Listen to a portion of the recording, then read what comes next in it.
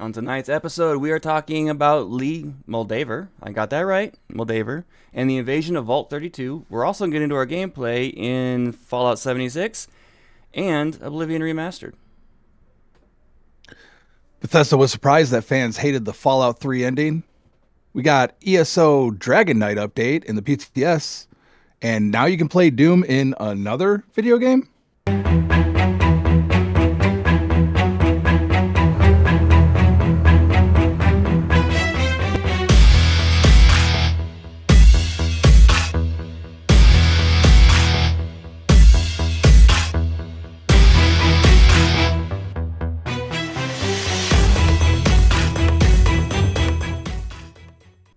Hi everybody, welcome back to Bethesda Unpatched. This is episode number 32. He did a gesture and it screwed me up because my brain instantly goes to, did I mess something up? I was waving to our audience. I was saying hello.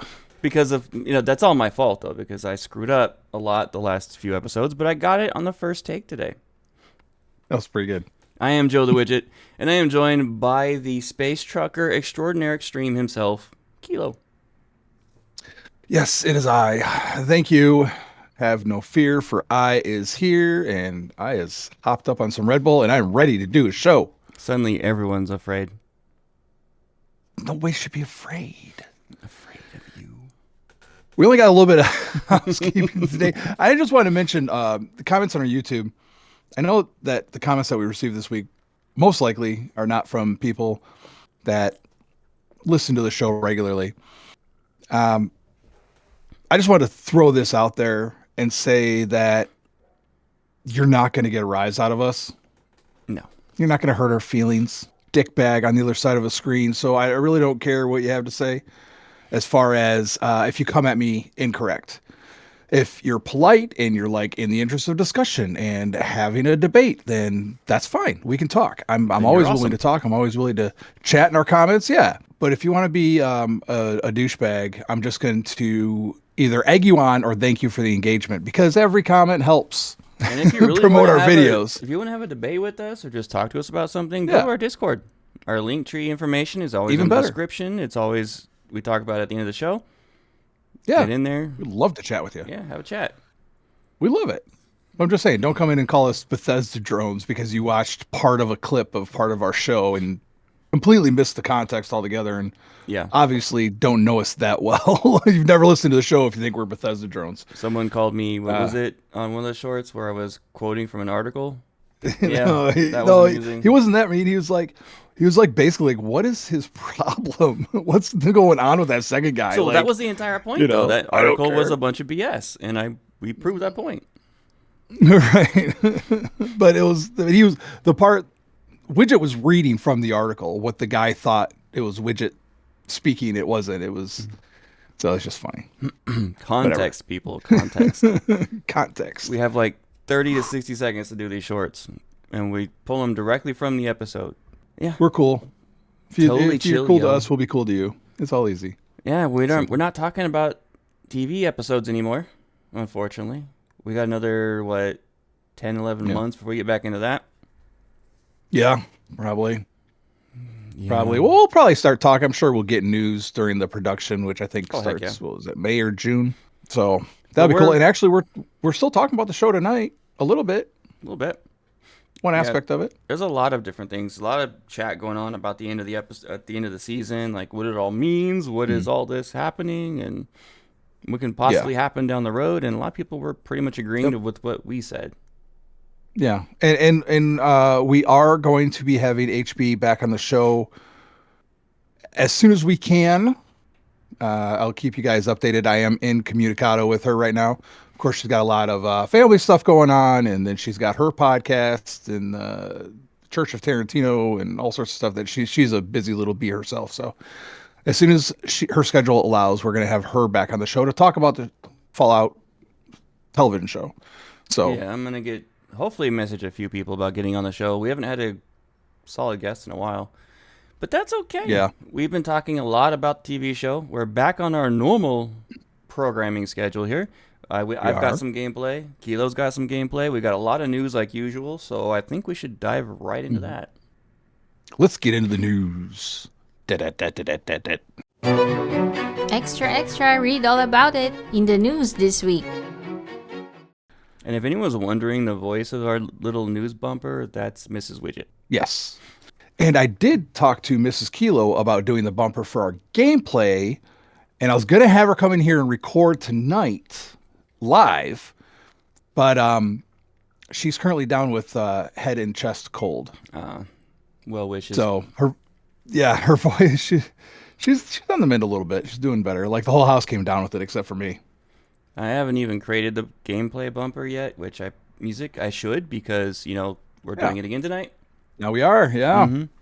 So as soon as she's feeling a little bit better, she'll come in and record her a little bit for that. Awesome. And also my oldest assassin, John, it's his birthday coming up in a couple of days. So happy birthday to Kilo Jr. Yeah. Over in he's still over there in Okinawa doing the army thing. He is. May or may not end up going training somewhere else. We don't know for sure yet, but he's doing well. And we hope I think he called us and told us that his buddies and him got a Airbnb or something over there for and celebrated his birthday early. So he's already celebrated over there, but nice. Happy birthday. Okay. On to the news. How about we start with a little bit of Game Pass news. Now, apparently, Microsoft is going to be expanding Game Pass. They're also merging tiers. The top 2 tiers of Game Pass are going to be merged. Well, hopefully this means they're going to drop the price a little bit. I'm hoping so, too. They also... apparently, the Xbox Game Pass and the Game Pass that is for PC is going to become the same thing. And we did skip over an article that we originally had the notes, which was next-gen Xbox. It was not confirmed, by the way, as a budget-friendly PC hybrid. So it does kind of lend to that a little bit, but I mean, that was all rumor. The early reports and the rumors going around about Xbox on their next-gen console was it's going to be basically what we call a dumb terminal. So it's going to have a video card, it's going to have a motherboard, processor, and RAM. So it's going to be a mini PC. Reason why we call it a dumb terminal is it's going to have a very bare bones operating system, and it's going to be all streaming content. So you're going to have to have Game Pass in order to play the games that you want. It's going to all come through that, and it's going to be all streamed directly with probably very little hard drive space. And the reason why they're going to do that is it's going to knock the cost of the machine down significantly. Everyone used to paying $800, $700 for a console will be paying about $200 or $300 for this. Oh, that'd be a huge thing, just because the cost of consoles keep. I'm looking at. I'm expecting $1,200 for the next damn generation of Xbox. Like, it's at the point where I'm like, I might as well just build a damn PC. Yeah, I've actually thought about it because I'm an IT professional, and then one of the things my specialist is computer hardware. I thought about building my own mini dumb terminal for my TV in the living room, and then getting some basic Xbox controllers, putting on a bare bones Windows op, and then just having it run Game Pass. And I can do that for about basically the same thing. $400-$500. Yeah, that's interesting. All right. Well, the expansion of the Game Pass is basically expanding the library, which would happen if the PC Game Pass and the Xbox Game Pass came together as one. Okay. So that is something that they are working towards. While we're on this subject, because of course, I go through the news every week, and you'll notice that we don't really touch on a lot of, how many articles I've seen this week, what we know about Fallout New Vegas and Fallout 3 Remaster. I'll save you the time. We don't. Nothing. There's so many articles that are like this. So be careful what you read. Don't jump at the headlines. If you are interested in becoming the official reporter for Bethesda Unpatched and Wyrd Khaos Studios, the pay is $0. It's a $0 salary, completely volunteer basis. But if it's something that you're interested in and doing research for the show, for the news, shoot us a message. Yeah, absolutely. I mean, I wouldn't mind. And so that and a video editor, that's actually, I'd rather do the news myself and just have someone else do the social media part. Yeah, there you go. Personally, that's just me. So what else do we got? We have Todd Howard, in a recent interview, confessed that he was surprised that fans hated Fallout 3's ending. Really? Spoiler alert, you die. You do die. In the it was controversial because you couldn't continue playing after you couldn't credits. Continue to explore the open world. And that is exactly how that's exactly how Broken Steel came to be, which sees the player character, revived. And are you surprised by this? And then, no. Because, one of the biggest things about Bethesda games is their replayability. I mean, look at Skyrim. Yeah. I think the average player of that game's probably been through that game at least 7 or 8 times. 100%. And they haven't done that with any game since. Every game you've been able to go back and replay it in one way or another. Even when you finish the main quest. Even encouraging it with games like Starfield. Yeah, they learned that. And this brought up something else because I was thinking about this article and then I was listening to another podcast. I was talking to a couple of creators of an indie game. I think it was called Scarlet Hollow. And it's just these two people that made the game. And it's it's like hand-drawn art and it's an RPG and branching storylines that, not using voice actors. So it allows them to do a bunch of different stuff. He was talking about AAA games, especially like AAA RPG games, and where we get into a lot of trouble as far as like the developers are concerned. With the trouble they get into is that the fan base, you have a fine line to walk between empowering the players and making them entitled. And I think that's what we see. We see players that have been empowered by other games. So when they see shortcomings in these new games, everybody wants to jump on it because they think that they deserve what they played in the other games. It's a different game. Yeah. Yeah. It's that's often forgotten. Yeah. So people get these, expansive and often very lofty expectations for a title because they liked another title so much and they think it should be just like that. Yeah. Starfield, prime example. Yeah. Starfield's a great example. Mass Effect was probably the first really big, everybody kind of shit kittens over the fact that there was really only 3 endings and you made it at the very end of the game. Nothing you did previously in the Mass Effect trilogy, according to these people, really necessarily, well, I mean, they're right, really made a huge difference on the ending. And I love the Mass Effect series. I loved it. I've played them all like 4 or 5 times. Not the biggest fan of it. So, yeah, it's a lot about, and we've talked about this before, it's about tempering expectations. Yes.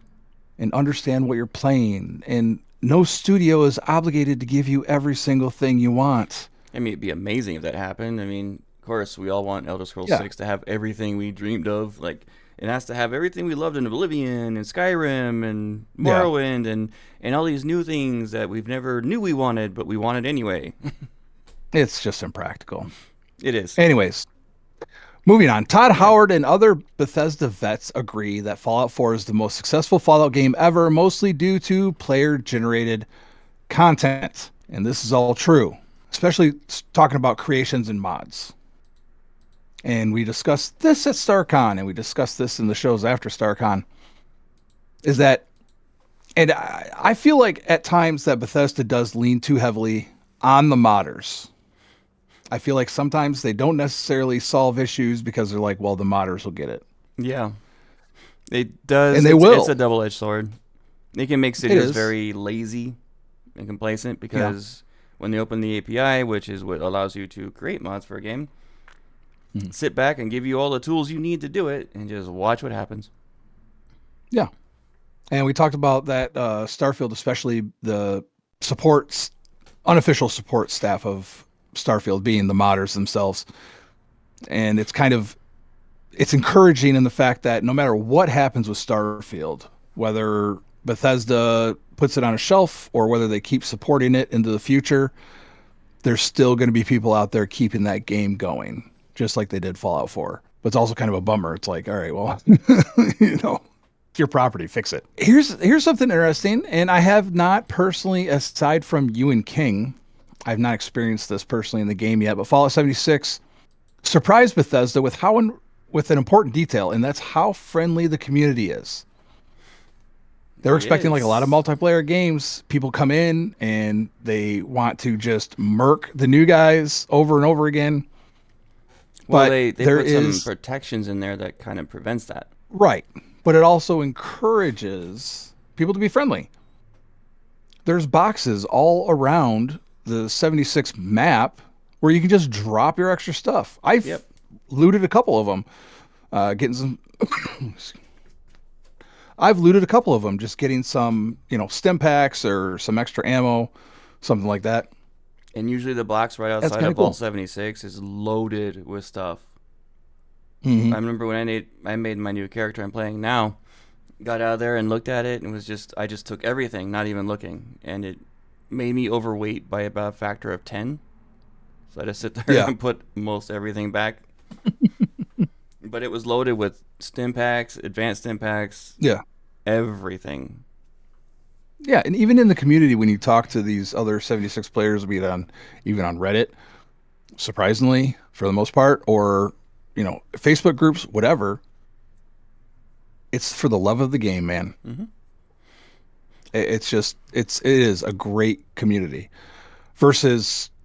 communities for I'm sorry that I've experienced with COD, Rainbow Six, the Red Dead Online. That was like the last major online title that I played was Red Dead Online.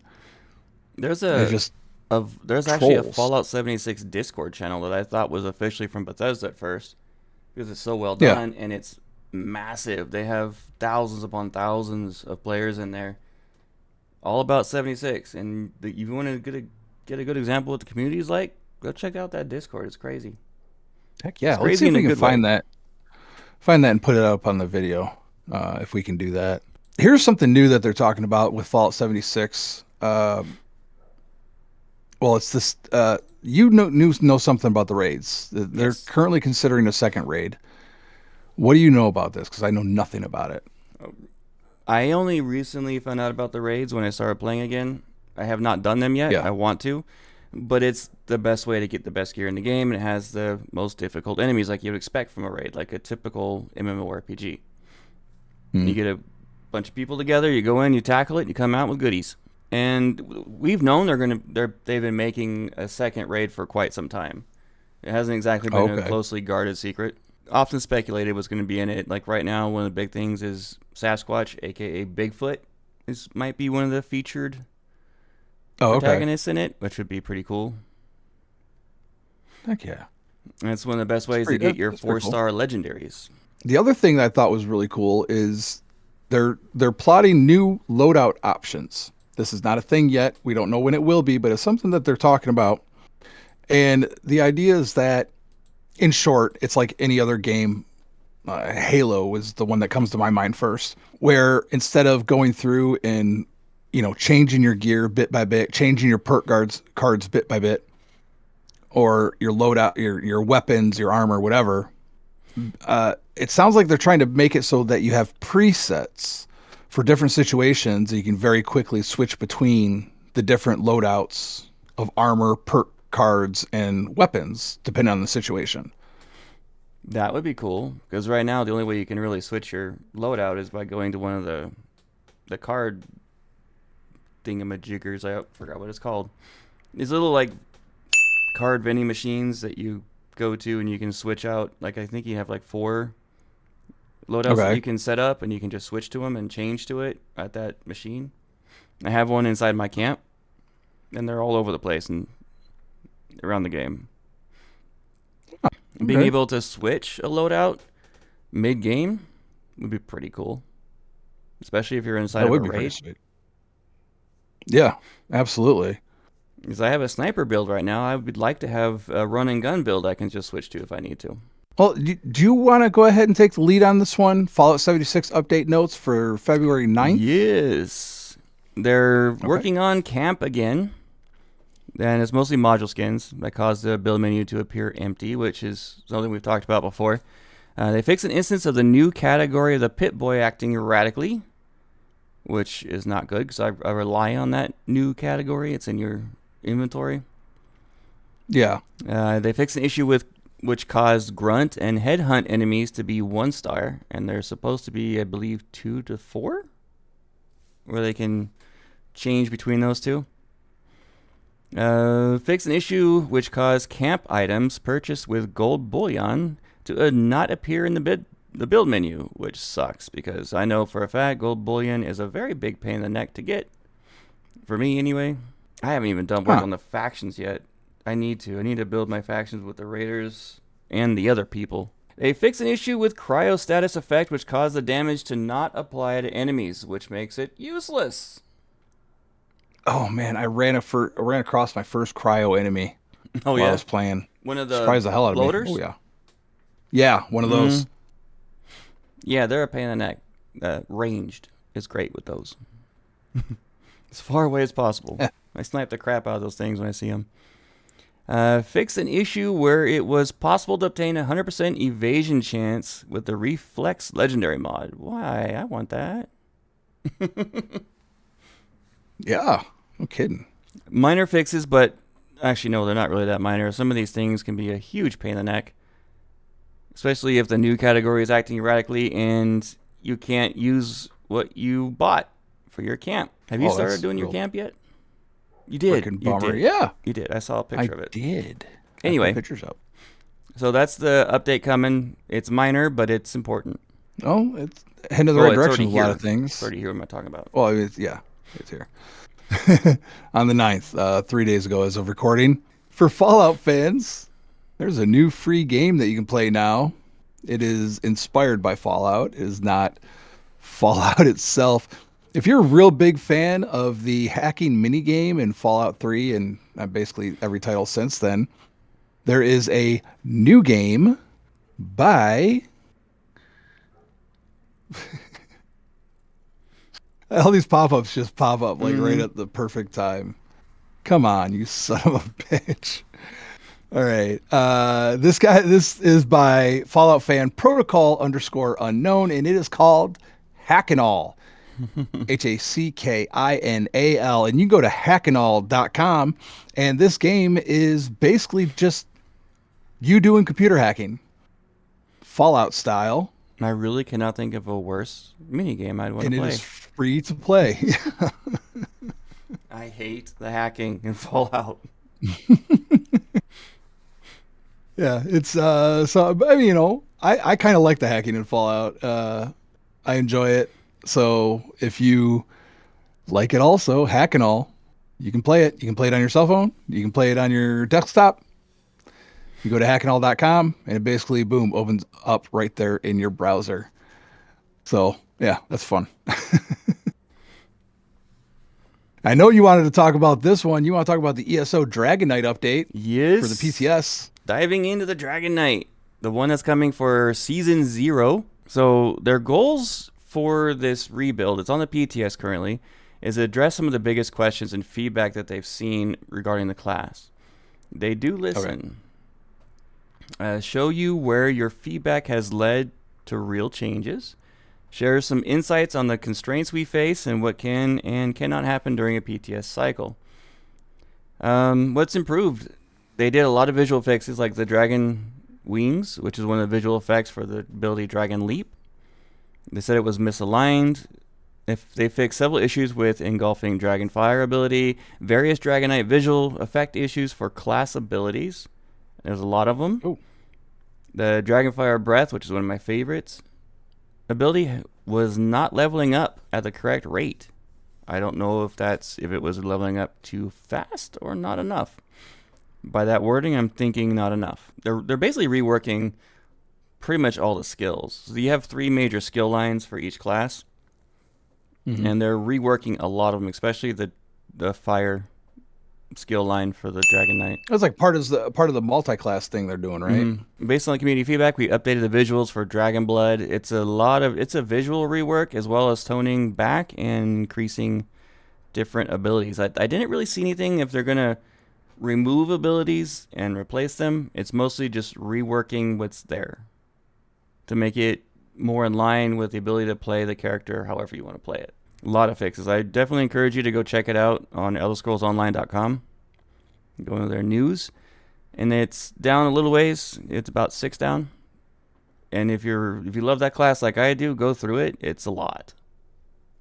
It's going to be very interesting to relearn that class once it's done, because you're going to have to. And this is just the first of all of them that they're doing. Awesome. More to look forward there. We have new stuff, other new stuff coming to ESO. Golden Pursuits Hasten to Hearts Day. And it is this month's Golden Pursuits campaign. It kicked off on the 11th, which was yesterday as of recording, and it runs until February 18th. During this campaign, complete various in-game activities, including reviving friends, sharing gifts with your companions, taking down bosses alongside your allies, and more. The goal is to unlock themed event, the Valentine's Day themed event. Valentine's Day. That's right. Yes.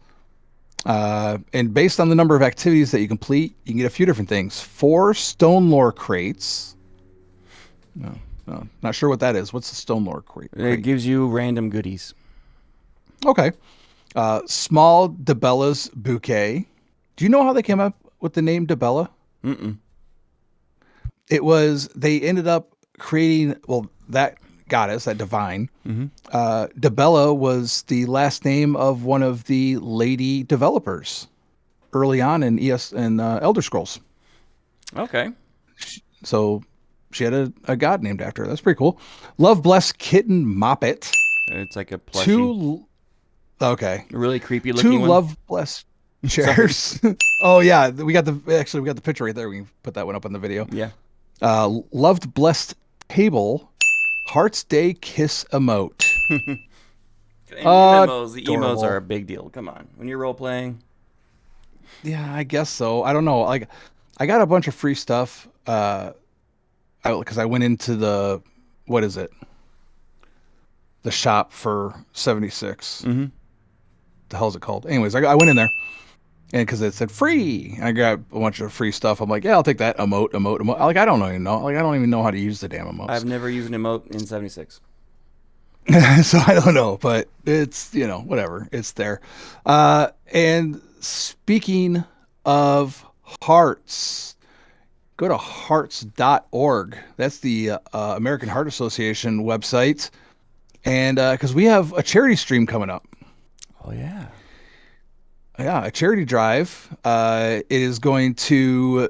Hang on a second. The dates in this article just threw me.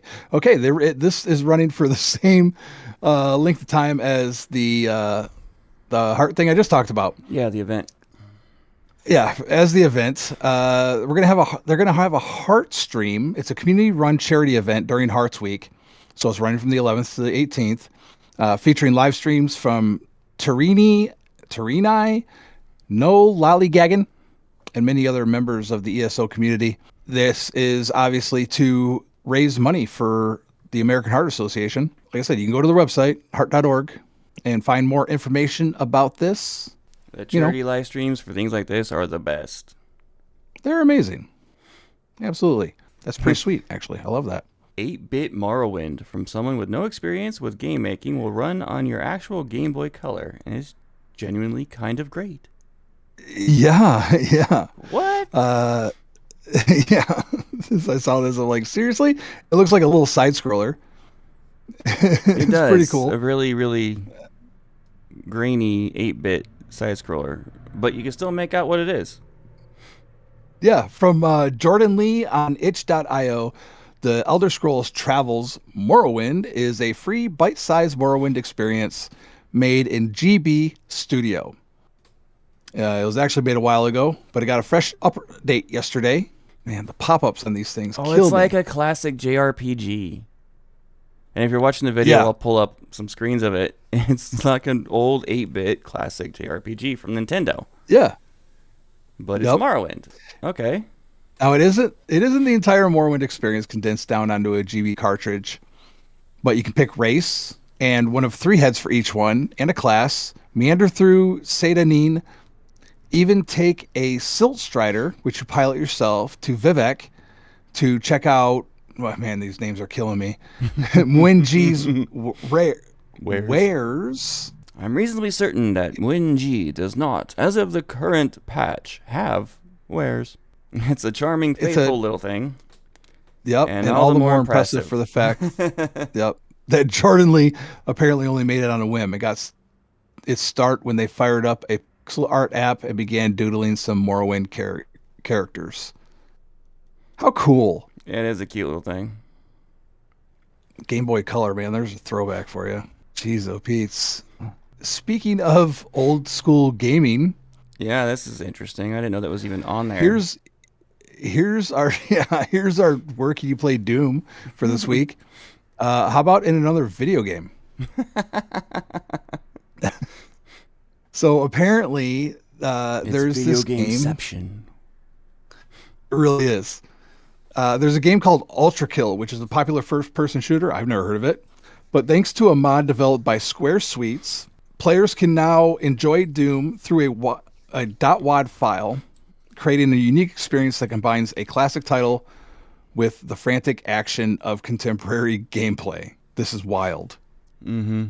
Yeah, I'm going to watch that video because I am really curious about it. You'll need the Doom.wad file to enjoy this experience in Ultra Kill, which stands out for its retro controls and renewed gameplay. It not only revitalizes the classic, but also offers a new angle to enjoy the game, showing the legacy of Doom is still alive in the modern world of video games. Well, we've been talking about that for freaking weeks, so yes, it is. Definitely for sure. It's like a new cult. And it's like a new challenge, everyone. Like Barney from How I Met Your Mother. Challenge accepted. What can challenge I run accepted. Doom Always on challenging now? you. Right.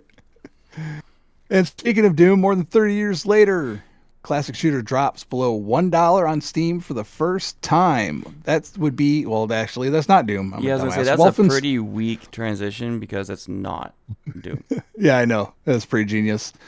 I'm hopped up on Red Bull. My brain's working faster than my mouth. Wolfenstein 3D is widely regarded as a pioneer of modern shooting genre. This is the one from back in the mid-90s. This was I'm looking at these screenshots and I'm just reminiscing. I used to play the hell out of this game back in the day. So it is available. It typically sells for $5 until February 15th, however, so you better get it quick this weekend. The shooter is 80% off and available for just $1. I mean, you can always get an emulator and play it for free, but we're not going there. I didn't even know that was a thing on Steam to do that. And it's got a 93% positive rating across 4,100 reviews, which is just... Yeah. It's what? Okay, sure. So, there you go, man. And speaking of discounts, here we go. Here's a segue for you. Speaking of discounts, id Software kicks off 35th anniversary with a sale. And is a sale on Doom and Quake and more. This is to celebrate, of course, the 35th. I did the same thing last week. 35th anniversary of id Software. And here's a little secret that people don't know is I'm a huge Quake fan. I used to play the snot out of Quake, especially Quake 3 Arena. I played when way back in the before time there used to be a thing called LAN cafes, which were coffee shops that had computers all hooked up together you play video games on. Quake was one of the games I used to play all the time in the LAN cafe. I feel old now. There's a game called Quake Champions. It's one of the newer ones. It came out, I want to say 9-10 years ago. But I was so excited for this game that I pretty much begged id Software to get me on the early beta tests. And they agreed. And I got to play that game early on, and I played the snot out of it when it released. And they even started doing a pro league shortly after release, and I tried very hard to make it on the teams. I did not. Yeah. Did not. No, not so much, huh? No, those guys are way better than me. Celebrating 35th anniversary with a special sale on Steam and PlayStation. The sale includes up to 66.6% off Doom: The Dark Ages, plus games in the studio's biggest franchises such as Wolfenstein, Doom, Quake, and Rage, which are all still available on Xbox Game Pass. And Evercade teased that it will release a collection of classic Doom products soon. Nice. And keep an eye out on id Software socials. They got more planned and other reveals coming up as the year progresses. You and I are going to have to go to a Quake Con one of these years. Oh, that'd be so much fun. The giant LAN party, but they have some interesting things there. Yeah, you've been telling me about it before, dude. I would love to check it out. Even just to watch people. Yeah. I'm super like twistedly intrigued by the dirty keyboard contest. Like, I kind of want to know. Worst You know what I mean? desktop, the worst computer contest, and they've got a lot. Like the craziest rig, that kind of stuff. It's fun.